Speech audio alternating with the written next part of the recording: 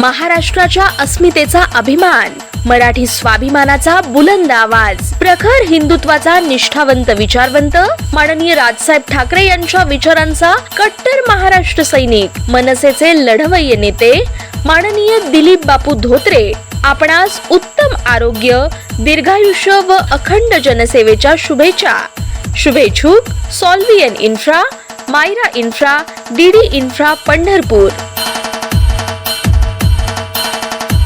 ताज्या घडामोडी पाहण्यासाठी PVN म्हणजेच पंढरी वार्ता न्यूज या चॅनलला सबस्क्राईब करा.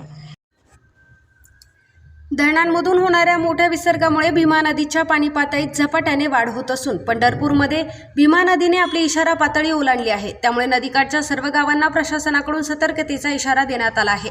नीरा नरसिंहपूर येथील संगमावर भीमा नदीचा एकूण विसर्ग तब्बल 1,29,915 क्युसेक इतका प्रचंड आहे. येथील सध्याचा जलस्तर 455.52 मीटरवर पोहोचला आहे. सुदैवाने येथील पाणी पातळी अद्याप 458.40 मीटर या इशारा पातळीच्या खाली आहे. मात्र पाण्याचा हा प्रचंड प्रवाह पुढे पंढरपूरकडे वेगाने झेपावत आहे. दुसरीकडे पंढरपूर शहरात मात्र परिस्थिती चिंताजनक बनली आहे. सकाळी 9च्या नोंदीनुसार पंढरपूरमध्ये भीमा नदीतून 1,07,251 क्युसेक पाण्याचा विसर्ग सुरू आहे. या विसर्गामुळे येथील जलस्तर 443.40 मीटरवर पोहोचला असून भीमा नदीने आपली 443 मीटरची इशारा पातळी ओलांडली आहे. पंढरपूरची धोका पातळी 445.40 मीटर असून वाढता विसर्ग पाहता नदी धोक्याच्या पातळीकडे वाटचाल करत असल्याचे चित्र आहे. उजनी धरणामध्ये येणारी पाण्याची आवक आता कमी झाली आहे. त्यामुळे धरणातून भीमा नदी पात्रात सोडण्यात येणाऱ्या पाण्याच्या विसर्गात मोठी घट करण्यात आली आहे.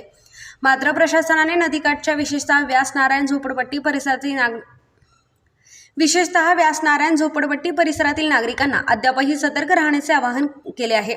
आज दिनांक 2 ऑगस्ट रोजी सकाळी ठीक 8:30 वाजता हा विसर्ग कमी करून 75,000 क्युसेक इतका करण्यात आला आहे. जर धरण क्षेत्रात पाण्याची आवक अशीच कमी राहिल्यास आगामी काळात या विसर्गामध्ये आणखी घट होण्याची दाट शक्यता वर्तवली जात आहे. पाण्याची आवक घटल्याने प्रशासनासह नदीकाठच्या गावांना थोडासा दिलासा नक्कीच मिळाला आहे. मात्र धोका पूर्णपणे टळलेला नाही. त्यामुळे नागरिकांनी अफवांवर विश्वास न ठेवता प्रशासनाच्या सूचनांचे काटेकोरपणे पालन करणे गरजेचे आहे.